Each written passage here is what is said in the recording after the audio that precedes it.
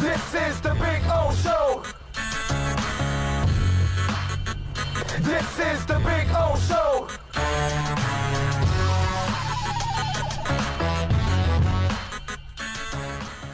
The head coach, Brian Flores, addressed the meteors this morning. Let's go over his comments because I'm sure there'll be some Tua talk.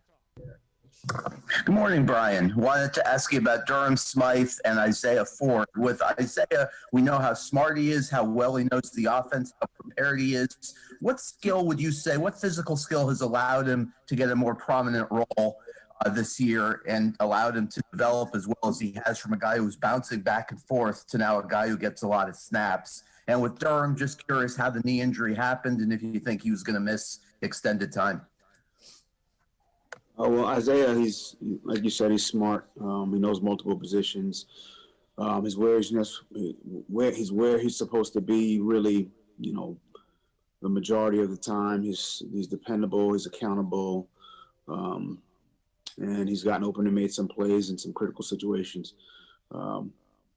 So, I mean, I think he's earned playing time for sure. And I think that would be the key term. He's earned the playing time. We're not giving it to anybody. As far as Durham, again, you saw him on the injury report yesterday. Look, he's working hard to get back. He's already made a significant amount of improvement over these last 4 days. So we'll just take it day by day.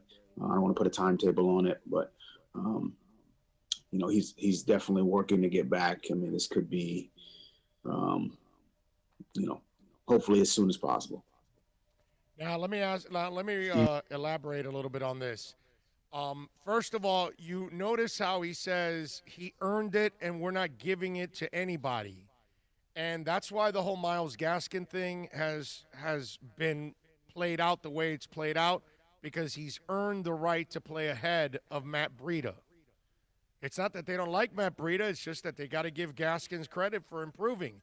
Isaiah Ford is a guy, and again, this is what I love about this coaching staff, and also the reason why Fitzpatrick is starting. Fitzpatrick has helped you develop Devontae Parker. Fitzpatrick has helped you develop Preston Williams. Fitzpatrick has helped you develop Gesicki. And he's also helped you develop Isaiah Ford. And these guys are better because the quarterback has done a really good job of getting them involved and making them a part of the offense. And Isaiah is one of those guys that's, come off from the 7th round to the practice squad and really has earned his keep as a slot receiver. Like, he's turned into a guy that I like.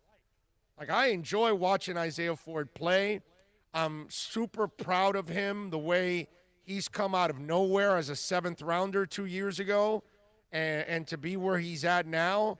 The kid slowly but surely has gone from practice squad to being on the regular roster to now being a regular starter. And again, the coach tries to tell people all the time, okay, Solomon Kinley, you're the 4th rounder. Robert Hunt, you're the 2nd rounder. You're not starting. You're playing well, but Solomon Kinley's playing better, and Jesse Davis is playing better, and we have Austin Jackson, so they're starting. And even though Robert Hunt is the higher draft pick, doesn't mean he's a bust. Means they'll get him in eventually. But right now, they're going to put what they feel is the best 5. Not the best, not the most important draft picks or free agent signings. That's what Wannstedt used to do. That's what Spielman used to do. That's what Parcells and company used to do.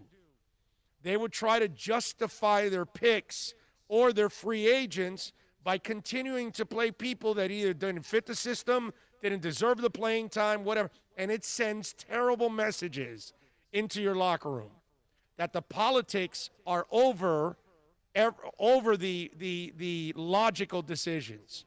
And we have media members and fans that don't know how to accept the fact that if the coach says, yo, this guy's playing better, he plays. It's over. You earned the spot. And so Tua probably is not ready to take over because probably mentally he's still making some mistakes like normal rookie quarterbacks.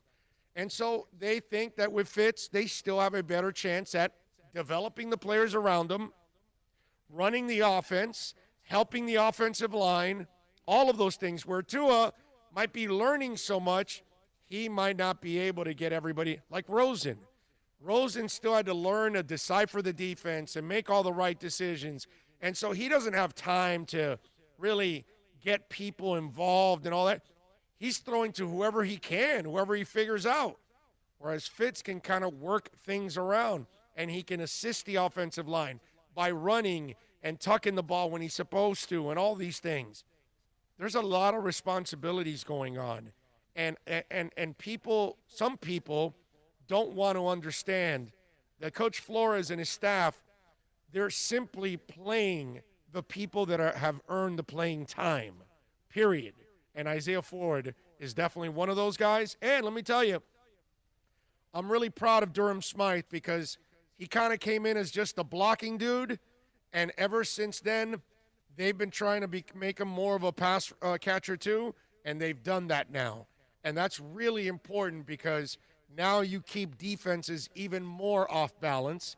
And remember, this coach doesn't want you to be just a blocking tight end. Because now you're putting me at a disadvantage as a coach, and you're putting my offense at a disadvantage. Because now when they look at Durham Smythe, they go, oh, he's there to block. He's not going to catch a pass. We don't have to worry about him. Now you got to worry about him. And that's smart because he could be just a decoy running out, and you got to worry about him. But if he was never catching passes and he runs a route, you're like, don't matter. They're not throwing to him. They don't take him serious.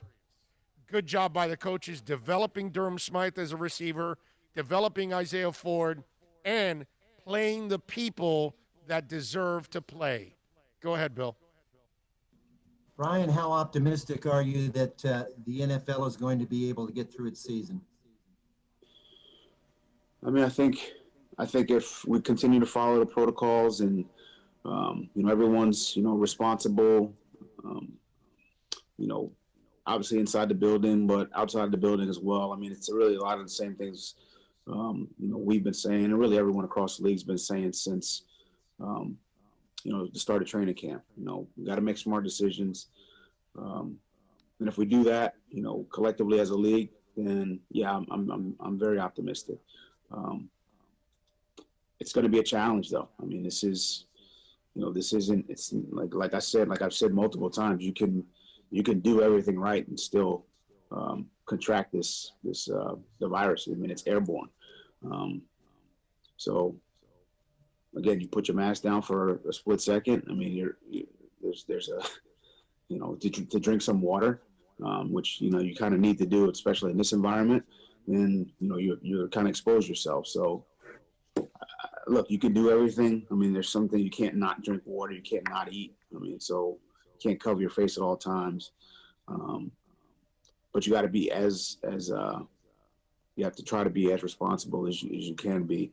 I think our players have done that. I know we've tried to create an environment that's as safe as possible. We're on top of these guys about masks and wearing them, and trying to be smart outside of the building as well as inside the building. So I think if we do those things collectively as a league, and I know, look, I've talked to many coaches and we're all really pretty much saying the same thing. But again, this virus is, you can do everything right and still get coronavirus. Omar? Question for you, and I've asked you this question multiple times and you've never ever clarified it for me. What exactly do you call the position that Eric Rowe plays, that basically the tight end coverage guy? Does it have a name? Is it a rover? And what makes Eric suited for that role? I think I have clarified this for you. I mean, I think it depends on the call. Or if I call this, the linebackers got him. If I call this, the strong safeties got him. If I call this, maybe a corner's got him. So he's all three. As far as clarifying, what Eric Rowe or He plays multiple positions. He's very versatile. So on one snap, he can play linebacker, and on another snap, he can play strong safety, and on another snap, he can play corner. So I hope that answers your question. So it doesn't have a name. You don't call it a rover. No. No, I don't call it a rover. But maybe in someone else's defense, they do call it a rover, but I don't. I think on one snap, it's, you're the strong safety. On another snap, you're a backer. And another snap, you could call it a rover. Feel free. You're not going to force me to call it a rover. Okay. So you don't call it anything? I call it a linebacker, a corner, I call it a safety, and I call it a corner. And the calls dictate who has who.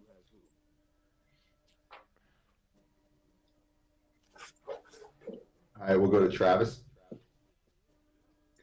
Hey, Coach, we ask you a lot about the rookie offensive lineman, and there's been some big strides made, from this point last year as far as sacks allowed and pass protection. I wanted to ask you, because back in training camp, we would see Ereck Flowers come out with his bands and his harnesses and work with the young guys after practice. Just want to ask you, in your estimation, what has Ereck Flowers meant both from a production standpoint and a leadership standpoint, getting those young guys brought along? I think he's played well, through the first 4 games of the season. He's brought leadership since really he's been here. He loves to play. I notice his energy on the field really every week. You guys probably don't see that, but, if there's a big catch or there's a big run, he's really the first guy down there celebrating with his teammates. And I think, that energy is infectious, and it's something I've highlighted in team meetings, already. So, I expect him to continue playing the way he's playing, giving us the leadership that he's given us, and no, not yet. Keep it playing. Helping those young offensive linemen get acclimated to playing in the National Football League, and just kind of bringing overall leadership and good play to our team. It's this is a great example with Ereck Flowers, because I get this thing sometimes from you guys, like there's this thing with Tua now, right? I get fans that tell me all the time, well, we need to go see him. We need to see him for a couple games to see what we have in him. And then we know if we have to go get Trevor Lawrence or somebody else. And I've already had some fun with all of you out there, because I've told you, did you know anything about Drew Brees the first 3 years? Because he sucked. He was terrible. Then year 4, the light went on, and he's been a Hall of Fame quarterback. He's a first ballot Hall of Famer, right? So you're not going to know everything about a guy right from the get-go. When they drafted Carson Wentz, the guy came out of North Dakota State and tore it up for 2 years. Now the last couple of years have been shaky, injuries. This year he's throwing a ton of interceptions. Now you worry about Carson Wentz as he lost his edge. But, man, when you first got him, you thought you had a Hall of Famer coming, right? Here's Ereck Flowers. Ereck Flowers gets drafted out of the U as a tackle for the Giants. My Lord, he was terrible. Terrible. So all of a sudden, a couple years into his career, he's headed for Bustville. It's over for him pretty much, and they play him at guard. And all of a sudden, his career's resurrected. He finds the place that he belongs. Guard, not tackle. He's better playing in a phone booth than he is on the edge out in the open. He likes the close contact. He feels better in that kind of a situation than he does dealing with the best athlete on the defensive line, because you're dealing with defensive ends. And usually those are your best athletes, unless you're playing with the dude from the Rams. Then you're screwed, because, what are you going to do with that guy? But my point is that Ereck Flowers was an absolute waste of a pick. And fans, everybody gave up on Ereck Flowers. fans were like, holy crap, this guy was really crappy at the next level. And then now look at him. He's actually a pretty good guard. And he's played pretty well for Miami. And he's physical, And, you know, I like the question that Travis was asking, because you have so many young guys on this line, whether they're starting or a couple of them that are developing. You need guys like Eric Flowers and Jesse Davis, you know, and Karras. You need guys that provide some leadership and some experience. And Flowers, while he's not this 10-year veteran, he's got more experience than some of these young guys. And he's been through hell and back. Jesse Davis has always been the guy that has had to earn everything he had. Eric Flowers came in as a first rounder. He was gifted it. And then, but gifted with that at the same time, you know, expectations come with that. With Jesse, there was never been expectations. He's had to kind of earn everything. And with this guy, he had to deal with actually not living up to it. And then he was mentally tough enough to survive it, overcome it, find a new position, be humbled enough to say, hey, this is not your spot. You might be better off here. And yet he was professional enough to make the switch, not ignorant, and say, no, I'm a tackle, I'm a tackle, I'm a tackle. And now he's sitting on a couch with a remote with you and me watching the games. He switched over to guard, and check it out. So good stuff by Eric Flowers. Good job by Travis with that question, because I think it's important. And I think it's a nice lesson for those of you out there that think you're going to know about a player right away. Sometimes it doesn't happen, ladies and gentlemen. Sometimes you're Steven Davis and you're playing running back for a couple of years. I believe it was like year 4 or 5 that Steven Davis broke through finally. And that, let me tell you, running backs more often than not are either good right away or they're not. You ever notice that? That's the one position that you find out about a guy right away. Now, there are some guys at that running back spot, a few, that have taken a couple years to develop. Priest Holmes took a couple years to then, you know, when things went going and he took off. Same thing with Steven Davis. It took him a couple years. Then finally, boom, things took off. You just never know with a player when they're going to figure it out and when that light is going to go on. Go ahead, Bill. Cam? Hey, good morning, Flo. Just kind of going back on the corona question. When you see what kind of happens in Tennessee with all those tests, I think they just came back with 2 positives again this morning. What kind of emotions does that elicit in, you know, you guys and maybe the locker room? I mean, to me, it's more about, you know, their safety, the safety of those guys who are, you know, getting or popping positive for COVID. You know, you just hope that they're safe, that they're healthy, that they're I mean, I'm very, very, well, I know they're getting, you know, great, you know, treatment and all the services they need. But, you know, as far as just their overall health, that's kind of where I go first. As far as, you know, football and, you know, whether games will be played or postponed, I mean, what happens, happens. We really don't have any control over that. You know, the only things we can control are, you know, how we prepare, how we practice, how we go about adhering to the protocols.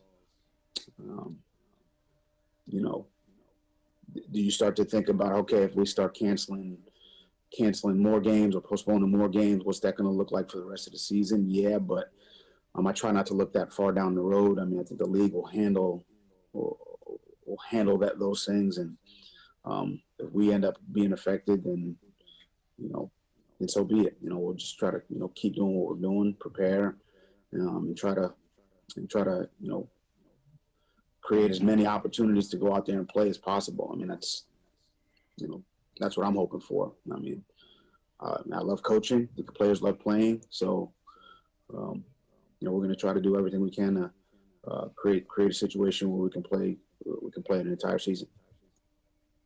Joe? Good morning, Flo. I wanted to ask you for updates on Lawson and Austin. How is Lawson's illness? And Jackson might do anything today.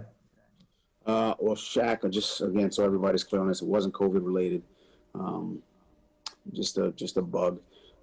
He's feeling a lot better. He should be out there today. Austin, don't expect to see him today.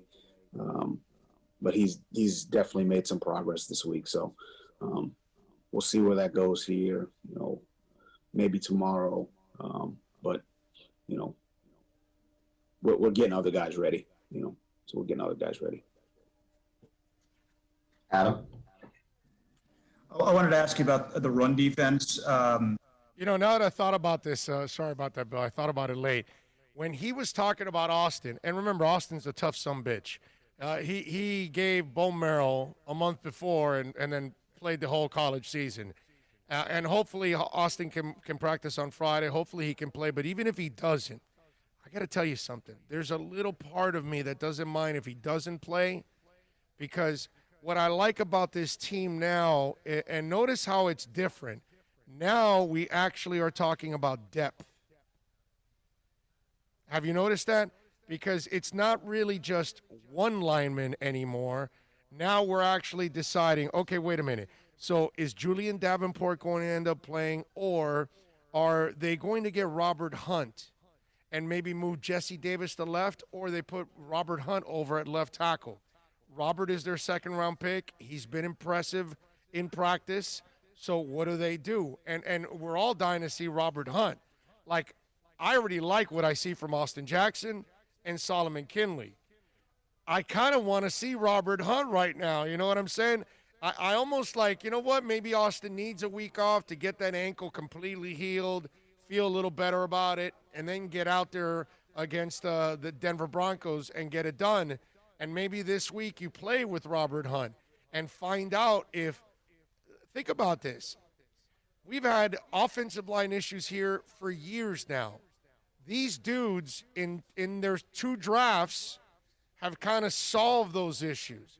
Hell, I don't even know. Maybe Michael Dieter's a better player this year in his second year. I just told you about what's it called? Eric Flowers. It took him several years to find the spot that he belonged, because he did not belong at tackle. You know what I mean? And maybe Dieter's also a better player at this point. I have no idea.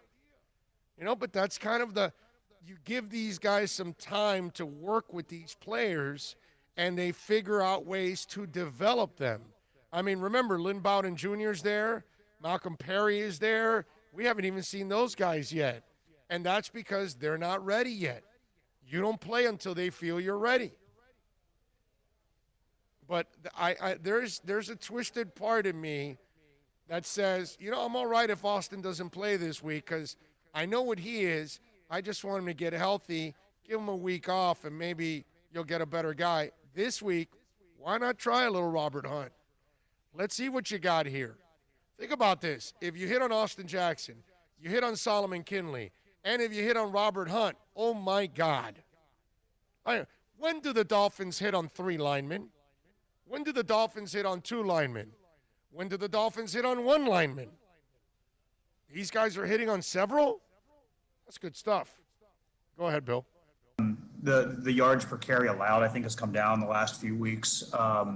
We've seen improvement, but it probably still isn't where you'd want it to be. How would you assess the status for your run defense? And if there's one thing that's improved, what is that? I mean, look, it can always be better. But I think I think there's better communication. I think there's better overall technique. So again, it's been better, but I think it could be better than it has been. But I mean that the improvement is, because the players are put time into it and worked at it, and there's been some improvement. We got a great challenge in the run game this week against Kyle's run offense, good backs, good offensive line, tight ends who block, and then just schematically, these guys do a good job creating angles and putting themselves in good position to rattle off big runs. I mean, this will be a big challenge for us. Alan? Good morning, Brian. Nick Needham's defensive snap count has been very unusual in that he's gone from 0 to 40 to 0 to like 40 again. Is this strictly game plan related, or does it speak to some issues with consistency in his practice work? I mean, it's I would say it's probably game plan related. In some, again, it's week to week, like we've talked about here. several times before. Nick is, a second-year player. He's made a lot of strides, and I think, as we move forward, he's improving, and we'll probably get, I would expect to see him, out there a little bit more consistently. To be honest with you, I think he's kind of earned that, but at the same time, he's got to be productive when he gets out on the field. So. I know it's kind of been, up and down, but gotta earn it. It'll continue to be that way. But I think he's definitely making some improvement. We have two more. We'll go to Cam. He's consistent. Hey, Flo, I know we've talked to you a lot about Myles Gaskin and kind of how he got this role. We've talked about his hard work and what he kind of did to get here, but it seems rare to me for a guy to go from his role, what he was doing last year, at least early on, to being this guy now. And I guess I wanted to see if you could paint a picture of maybe how you've seen him develop in that year one or year two jump to make him, as prevalent in your offense as he is now. Well, I think you saw a lot of improvement a year ago from, training camp to, being inactive and, let's call it the first half of last season. He, you could just see him even when he was inactive. He was in here on his off days and training. He and Patrick Laird were, kind of training on their own. I'd walk into the bubble, and they'd be off in the corner with bands and just kind of just trying to get better. So he spent a lot of time with Eric. I think Eric's done a great job with him as far as getting the mental side of the game down. And then, he took this past off season and really trained, and got his body fit for, an NFL season after having been through one. He felt like he had to make some changes, and he made them. Then he comes to training camp, and he was, very consistent throughout training camp. So I would say that's kind of been the, that's the history behind it. All those things happen. I think that was happening with a lot of different players. And then ultimately you get in the game. If you're productive, you get more opportunities, which has been the case for him. Final question, Safid. Victory is mine, Omar. Take that. Flo, I wanted to ask, for Shanahan's offense, are you kind of dusting off old notes that, you may have in the past of preparing for him? And, how do you kind of prepare for the steady diet of gadget plays and formations and movement, before the snap, things like that? Yeah, I mean, you always kind of, go back, back in the time and look at some things that you've done in the past. But, Kyle's very innovative. He's always looking for, something new to gain an edge offensively. So, again, because it's every year is a new team. We got different players, so you can't just grab what you did, a few years ago and try to, recreate that. We may not have, you have different players. So what happened, what worked against, or didn't work, with, in years past, you may want to do something totally different because the skill set's different. And Kyle's the exact same way. He's got different players, so he's going to play to the strengths of his players. And defensively, we've got to do the exact same thing. So I think, overall, there's some things that are, I wouldn't call them standard, but there's some things that are the core of his offense that he's, probably going to run some form or fashion. How he gets to it, I mean, your guess is as good as mine, because it's, it's a lot of, I don't want to call it, there's a lot of shifts, there's a lot of motions, there's a lot of missiles, there's a lot of, let's call it gadgetry to get to a formation. You really don't know that he's getting to the old formation until you really look at it, hopefully on the tablet, within the game. So, look, this is going to be a tough challenge from that standpoint. He's a very good coordinator, and we're going to have to do a good job defensively with our technique, our fundamentals, our communication. That is the head coach, Brian Flores, addressing the Meteors this morning. I see Alex is asking, how is the wideout from the Browns doing on the practice squad, and is he staying out of trouble? Now, you could tell that he's staying out of trouble because you haven't heard anything, my man. So, and they are now going into week 5, so they've got a couple more games left, and then he'll join them for the second half of the season. I believe he has an 8-game suspension. So once that's over, Antonio Callaway, I think it is, Callaway will come off that suspended list, and everything will be fine. But clearly, Callaway is doing just fine because you're not hearing anything from them. And he's certainly staying out of trouble, because if he gets into any trouble, he will not end up being here. They will run him out. And he also is not going to play just because he's Antonio Callaway. I think you kind of heard it over and over and over again with this guy, and I'm talking about Flores, is you've got to earn it. So Callaway, when he does come off the injured list, he better come off with the kind of fire that he wants to start and play. Because if he doesn't show that kind of work ethic, he will not jump Jakeem, Ford, or obviously Preston or Devontae. That means he won't get on the field. So he better show hard work in order to get there. You know who's like that? The Heat, by the way. It's the same thing. It's the same kind of franchise. You don't play unless you earn it with the Heat. They don't give you jack in that franchise.